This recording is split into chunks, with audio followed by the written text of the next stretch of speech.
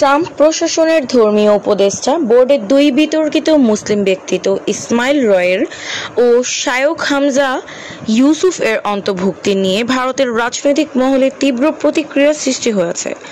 উভয় ব্যক্তির বিরুদ্ধে ভারতীয় সরকার ও মিডিয়া পক্ষপাতিত্বমূলক ও চরমপন্থী ভাবধারার অভিযোগ এনেছে। ইসমাইল রয়ের, যিনি ইসলাম ধর্মে ধর্মান্তরিত এবং রিলিজিয়াস ফ্রিডম ইনস্টিটিউটের সাবেক মুখপাত্র, তাকে ভারতীয় গোয়েন্দা সংস্থাগুলোর অতীতে উগ্রপন্থার অভিযোগে অভিযুক্ত করেছে।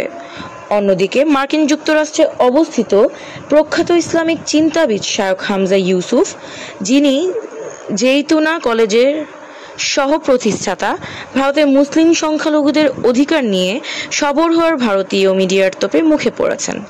ভারতের প্রভাবশালী মিডিয়া ফার্স্ট পোস্ট এ ঘটনাকে পাকিস্তানমুখী পদক্ষেপ বলে আখ্যা দিয়েছে এবং মন্তব্য করেছে, এটা মোদী সরকারের জন্য খুবই খারাপ বার্তা। তাদের মতে, এই ধরনের সিদ্ধান্ত আন্তর্জাতিক কূটনীতিতে ভারতের ভাবমূর্তিকে ক্ষতিগ্রস্ত করতে পারে।